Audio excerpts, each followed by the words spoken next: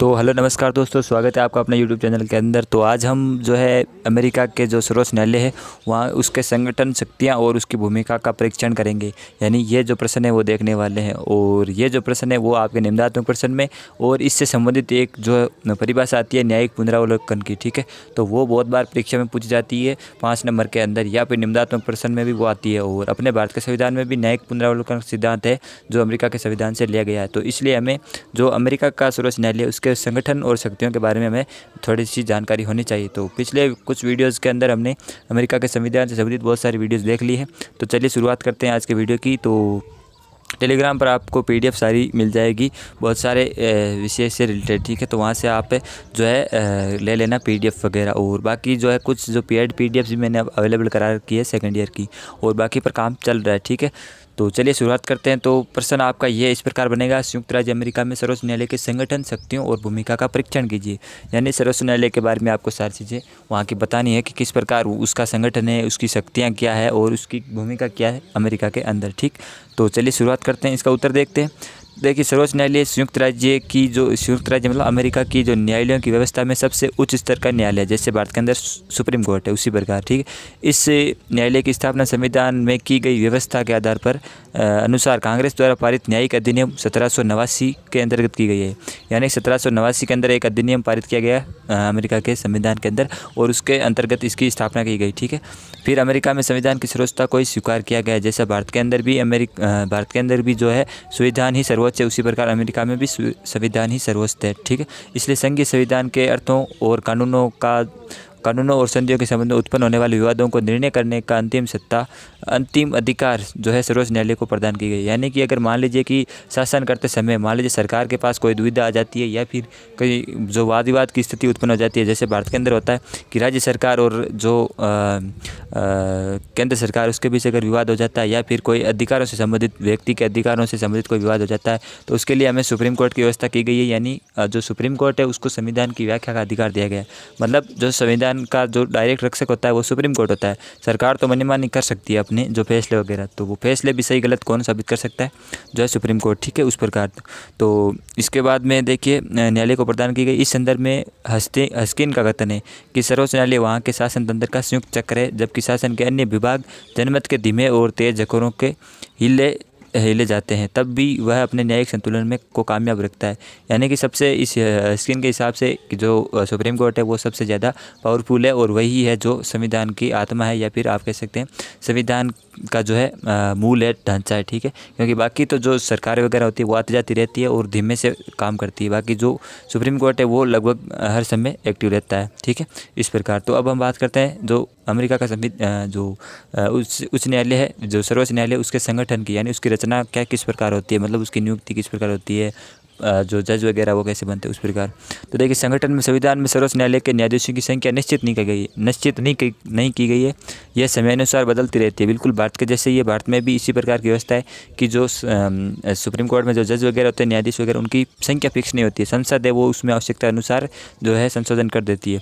तो वर्तमान में इसके 9 सदस्य हैं, जिनमें से एक मुख्य न्यायाधीश तथा 8 अन्य न्यायाधीश होते हैं। यह संख्या 1889 से चली आती रही है। प्रारंभ में 6 थी और फिलहाल कितनी है, 9 है, ठीक है। 3 ही बढ़े अभी तक। 3 क्यों बढ़े? क्योंकि जो संविधान है इसका अमेरिका का वो बहुत ही ज़्यादा कठोर है। तो कठोर इसलिए क्यों? कठोर संविधान की भी परिभाषा बहुत बार पूछ जाती है, कठोर और लचीला संविधान। देखिए, कठोर संविधान तो वो होता है जिसमें संशोधन करना या फिर उसको बदलना आसान नहीं होता, उसको इसमें बहुत सारा जो है बहुमत वगैरह चाहिए, बहुत लंबी प्रोसेस हो जाती है। और लचीला संविधान वो होता है जो साधारण बहुमत से पास हो जाता है, पारित हो जाता है, ठीक है। तो जो अमेरिका का संविधान है वो कठोर संविधान है, और भारत का संविधान है जो ना तो लचीला है और ना कठोर है, ठीक है। और जो ब्रिटेन का संविधान है वो है कठोर, जो लचीला संविधान, ठीक है। अब हम बात करते हैं जो इसकी अमेरिका का जो सर्वोच्च न्यायालय, उसकी नियुक्ति, जो जज वगैरह होते हैं उनकी न्यायाधीशों की नियुक्ति कैसे होती है। देखिए, न्यायाधीशों की जो नियुक्ति राष्ट्रपति द्वारा सीनेट को युक्त सहमति से की जाती है। सीनेट यानी वहाँ की संसद है, लोकसभा आप मान सकते हैं, तो उसकी सहमति से होती है। जैसे भारत के अंदर जो है मान लीजिए राज्यपाल की नियुक्ति करनी है किसी भी राज्य की, तो उसमें क्या है कि राष्ट्रपति नियुक्ति करता है, मगर वो राष्ट्रपति नियुक्ति किसके आधार पर करता है, वो संसद या लोकसभा के परामर्श से आधार पर करता है। तो उसी प्रकार अमेरिका के अंदर भी जो न्यायाधीशों की नियुक्ति है वो राष्ट्रपति करता है सीनेट के परामर्श, सीनेट यानी वहाँ की संसद के अनुसार, ठीक है। फिर संविधान में सर्वोच्च न्यायालय के न्यायाधीश पद के लिए कोई विशेष योग्यता निर्धारित नहीं की गई है, इसलिए राष्ट्रपति किसी भी ऐसे व्यक्ति को जो इस पदांत पर नियुक्ति कर सकता है जिसके नाम पर सीनेट अपनी स्वीकृति प्रदान कर देता है। यानी सीनेट जो है वो एक लिस्ट देता है और वो राष्ट्रपति के पास भेज देता है और राष्ट्रपति उसको क्या करता है, उनमें से एक को सेलेक्ट करता है और जो मतलब लिस्ट में से भी जो उनकी प्रायोरिटी होती है कि भाई इसको नियुक्त करना है, संसद वाली वहाँ की जो सीनेट है वो कह देती है, तो उसको जो है राष्ट्रपति नियुक्त कर देता है। मतलब क्या नियुक्त कर देता है, न्यायाधीश नियुक्त कर देता है। परंतु कभी कभी सीनेट किसी विशेष व्यक्ति को इस पर नियुक्ति को अस्वीकार भी कर देता है, यानी सीनेट मना कर देता है तो राष्ट्रपति उसको अपॉइंट नहीं कर सकता। ठीक है, उदाहरण के लिए 9 अप्रैल 1970 में राष्ट्रपति निक्सन ने न्यायाधीशों के पद पर हेराल्ड कॉर्सवेल को मनोनीत किया, परंतु सीनेट ने उसे अस्वीकार कर दिया, उसे स्वीकार नहीं किया। यानी कि राष्ट्रपति ने जिसको नियुक्त किया न्यायाधीश, जो सीनेट है उसको उसने रिजेक्ट कर दिया। तो अंतिम फैसला तो भाई सीनेट का ही होगा, क्योंकि सीनेट ही राष्ट्रपति को आदेश देती है और राष्ट्रपति उसके अनुसार ही चलता है। ठीक है, तो अब देखते हैं कि वेतन किसका, न्यायाधीश का। तो इसका जो वेतन है वो न्यायाधीश का वेतन कांग्रेस द्वारा निर्धारित किया गया है। कांग्रेस, यहाँ पे कांग्रेस का मतलब वही सीनेट ही है। ठीक है, तो सीनेट द्वारा निर्धारित किया गया है। भारत के अंदर भी जो भी वेतन वगैरह, सैलरी वगैरह होती है वो संसद कानून बनाकर उसमें संशोधन वगैरह कर सकती है और उसका निर्धारण भी संसद ही करती है। तो यहाँ पर भी सर्वोच्च न्यायालय के न्यायाधीशों का वेतन है जो कांग्रेस वहाँ की सीनेट करती है, लेकिन कटौती नहीं की जा सकती। कटौती कब नहीं की जा सकती, जब वो कार्यकाल में हो, मतलब जब कोई भी न्यायाधीश अपना काम कर रहा होता है, जो कार्यकाल है उसके दौरान कटौती नहीं की जा सकती। ऐसे तो जो संसद है वो अपना मनमाना फैसला है वो अपने जो न्यायाधीश है वो मनवा सकते हैं इनसे, तो क्या धमकियाँ भी दे सकते हैं कि आपका वेतन काट लेंगे। तो इस प्रकार जो संशोधन होते हैं वो संविधान में कि जो जब तक कार्यकाल चलेगा तब तक जो है उसकी जो वेतन है उसमें कटौती नहीं की जा सकती। बिल्कुल ऐसा ही भारत के अंदर भी नियम लागू है कि जो न्यायाधीश होते हैं उनकी सैलरी तब तक नहीं कट की जा सकती जब तक वो अपने पद पर रहते हैं। पद के बाद में उसमें चेंजेस हो सकता है। ठीक है, वर्तमान समय में मुख्य न्यायाधीश $40,000 वार्षिक और अन्य न्यायाधीश $35,000 वार्षिक वेतन मिलता है। $40,000 वार्षिक, $40,000 बहुत ज़्यादा इनकम होती है। ठीक है, तो वो इसकी जो है सैलरी होती है। सैलरी के बारे में आपको ज़्यादा ध्यान नहीं रखना है। अब बात करते हैं कार्यकाल इंपॉर्टेंट आ जाता है कि जो अमेरिकी न्यायाधीश है उनका कार्यकाल कितना होता है। देखिए, जीवन पर्यंत अपने पद पर बने रहते हैं। न्यायाधीश द्वारा पहले भी स्वेच्छा से त्यागपत्र दिया जा सकता है। इससे संबंध में ये व्यवस्था की गई है, यदि किसी व्यक्ति ने 10 वर्ष तक सर्वोच्च न्यायालय की सेवा की है और उसकी आयु 70 वर्ष हो चुकी है, अथवा यदि वह 15 वर्ष तक सर्वोच्च न्यायालय को सेवा कर चुका है और उसकी आयु 65 वर्ष हो चुकी हो, तो वह स्वेच्छा से अवकाश ग्रहण करने के बाद भी उसे जीवन पर्यंत अपने पद का पूरा वेतन मिलता रहेगा। यानी कि ये आयु हो जाती है तब की बात के बाद उसके बाद में भी उसको जो है पूरा वेतन मिलता रहेगा। मतलब पेंशन ही आप मान सकते हो। अगर ये 70 साल या 65 साल, अगर वो पहले 15 साल सेवा कर लेता है उस प्रकार। ठीक है, ये इसकी शर्तें हैं। बाकी जो उसमें फिक्स नहीं है कि भाई आप 62 साल तक 65 साल तक रहो, वो अपनी इच्छा पर है। यहाँ का कार्यकाल जीवन पर्यंत चलता रहता है, जब तक वो मरेगा नहीं तब तक वो न्यायाधीश है। ठीक है, अतः स्पष्ट है कि 70 वर्ष की आयु के बाद भी अपने पद से अवकाश ग्रहण करना न्यायाधीश की इच्छा पर निर्भर करता है। वो अगर इच्छा है उसकी, भाई वो अपना इस्तीफा देना चाहता है या फिर अवकाश ग्रहण करना चाहता है, बाकी वो जीवन भर वहाँ पे पद पर रह सकता है। अब आता है बहुत ही इंपॉर्टेंट टॉपिक जो है महाभियोग। महाभियोग का मतलब होता है उसको पद से हटाए ना, उसको पद से हटा कह सकते हैं। तो महाभियोग की प्रक्रिया द्वारा उसको पद से हटा सकते हैं। महाभियोग क्या होता है, देखिए, संयुक्त राज्य अमेरिका में सर्वोच्च न्यायालय के न्यायाधीशों के आजीवन पद की सुरक्षा को गारंटी दी गई है। उन्हें केवल महाभियोग के आधार पर ही पद से हटाया जा सकता है। यानी उनको गारंटी इसलिए दी गई है कि भाई वही संसद वाली बात है, संसद कोई कानून बनाएगी और न्यायाधीश कहेंगे, कोर्ट कहेगा कि ये तो गलत है, तो इस प्रकार वो क्या कर देगा, अगर वो गलत कह देगा कोर्ट, तो संसद है, वो नेता वगैरह है, वो उनको हटवा देंगे। तो इसलिए इस सब को रोकने के लिए क्या किया, महाभियोग के आधार पर ही हटा सकते हैं। महाभियोग उस पर केवल 2 आरोप लगा सकते हैं, भ्रष्टाचार का या फिर आप देश विरोधी 2 आरोप, और उसके लिए भी आपको संसद में पहले प्रस्ताव पास करना पड़ेगा बहुत ही ज़्यादा बहुमत के साथ। अगर वो पास हो गया तब वो महाभियोग पास हो जाता है, और जब महाभियोग पास हो जाता है दोनों सदनों में, तब जाकर जो है वहाँ के न्यायाधीश वगैरह हटते हैं। और यही सेम टू सेम चीज़ है जो इंडिया के अंदर भी होती है बहुत सारे पदों के लिए, जैसे राष्ट्रपति के लिए, और जो वहाँ के जज वगैरह होते हैं, राज्यपाल वगैरह होते हैं, सुप्रीम कोर्ट के जज होते हैं, वो सारे। तो महाभियोग की प्रक्रिया यहाँ भी सेम टू सेम होती है इंडिया के अंदर। तो महाभियोग के बारे में थोड़ा पढ़ लेते हैं। महाभियोग का प्रस्ताव प्रतिनिधि सभा में प्रस्तावित किया जाता है, और प्रतिनिधि सभा का 2/3 यानी कि लगभग आप कह सकते हैं 66% जो है बहुमत से उसको पास होना ज़रूरी है।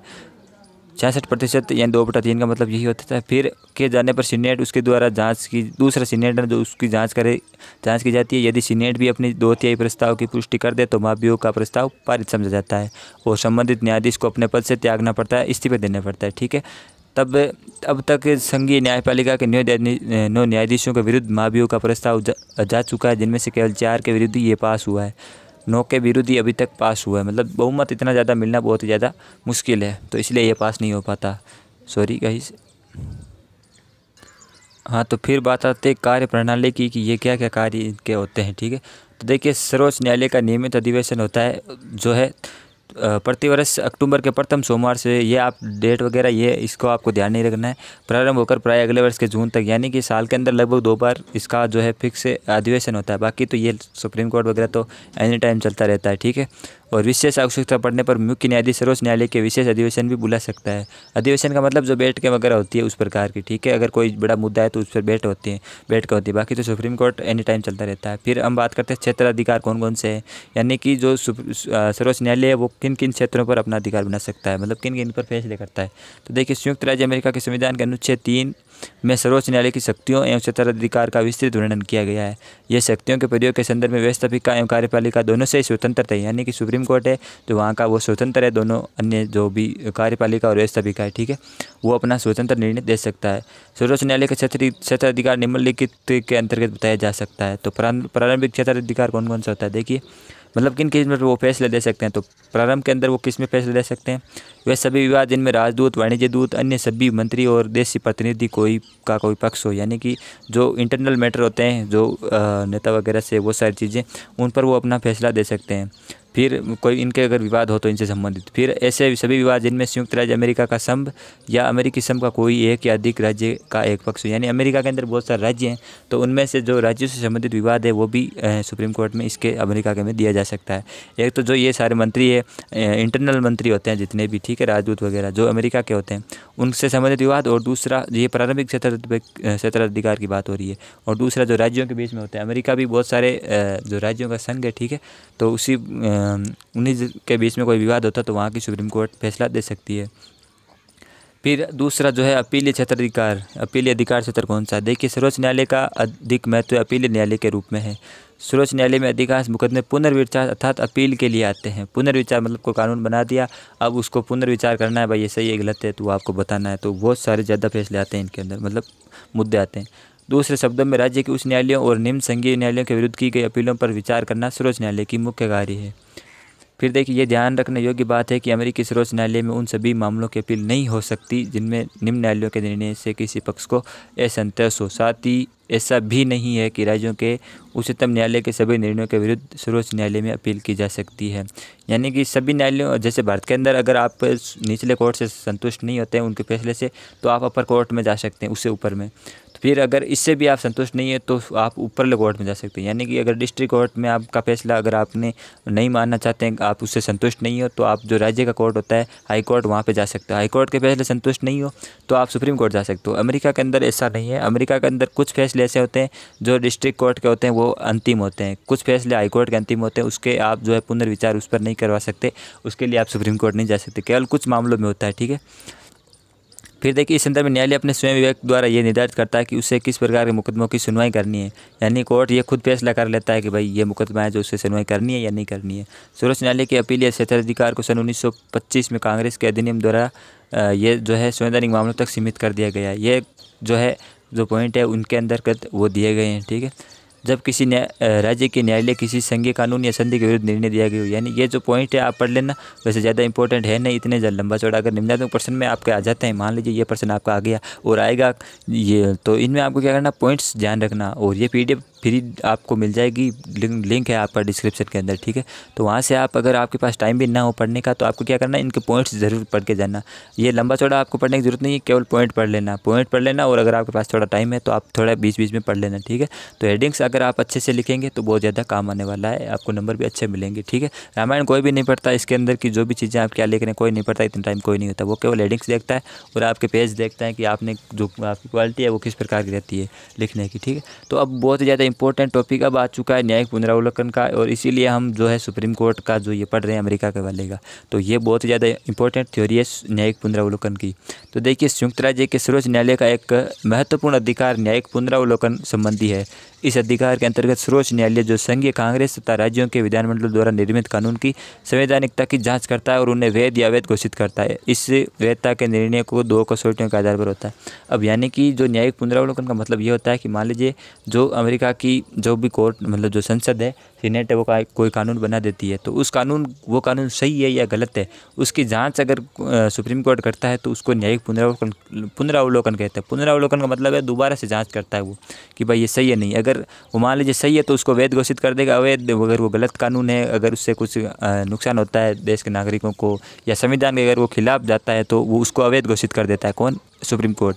तो इसी वैधता का निर्णय 2 कसौटियों के आधार पर होता है कि भाई वैध है या नहीं, ये किस प्रकार पता चलेगा, तो वो इन पॉइंटों के आधार पर चलेगा। 2 पॉइंट है। तो देखिए, कानून विधानमंडल को संविधान के अनुसार उस कानून विशेष को निर्मित करने का अधिकार है या नहीं, या कानून विधि की उचित प्रक्रिया से नहीं बनाया गया है या नहीं। यानी कि एक तो संविधान के अनुरूप होना चाहिए वो जो भी कानून बनेगा, और दूसरा वो बिल्कुल जो संविधान में प्रक्रिया दे रखी है उसके हिसाब से होना चाहिए। जैसे भारत के अंदर भी ऐसा होता है, ये न्यायिक पुनरावलोकन का अधिकार है। तो बहुत सारे कानून हैं जो सुप्रीम कोर्ट ने रद्द कर दिए न्यायिक पुनरावलोकन की शक्ति की वजह से, ठीक है। तो कुछ जो कानून है भारत के अंदर वो इससे जो उपयुक्त विधि से पारित नहीं होते हैं। जैसे किसान आंदोलन का नाम आपने सुना होगा, पिछली बार खूब चर्चा में था। तो उसको भी ऐसे जो है उसको जो पास किया गया था वो उचित प्रक्रिया से पास नहीं किया गया था, मतलब उसमें प्रॉपर वोटिंग नहीं हुई थी और ज़बरदस्ती से जो नेताओं विपक्ष वालों को बाहर काट दिया गया था, ठीक है। तो इसलिए वो जो कानून है वो विवादों में रहा था, और उस पर भी सुप्रीम कोर्ट का फैसला आया था कि कानून जो है वो पारित है, आपने गलत तरीके से किया, ठीक है। फिर भी जो है सरकार, आपको पता है बहुमत वाली हो तो पावरफुल हो जाती है वो, तो सुप्रीम कोर्ट भी उस समय जो है फेल हो जाता है, ये आपस की बातें होती। तो ये जो सुप्रीम कोर्ट वाला जो चैप्टर है वो आज हमने पढ़ लिया, और इससे सबसे ज़्यादा जो पर्सन बनने के चांसेस वो न्यायिक पुनरावलोकन वाला ही है, ठीक है। तो ये जो सबसे इंपॉर्टेंट टॉपिक था वो सबसे लास्ट में आया, और उम्मीद करता हूँ कि आपने ये देखा होगा, और बाकी बहुत सारे प्रश्नों में हमने इनसे संबंधित चर्चा की है, ठीक है। तो उम्मीद है आपको वीडियो पसंद आया होगा, और आपके एग्ज़ाम अभी जल्द है तो इस पर भी एक वीडियो आएगा कि आखिरी दिनों में आप कैसे पढ़ सकते हैं, कैसे याद कर सकते हैं, वो जल्द से जल्द वीडियो आ जाएगा। उम्मीद है आपको वीडियो पसंद आएगा, और बेस्ट ऑफ लक फॉर आपके एग्ज़ाम के लिए, ठीक है। धन्यवाद।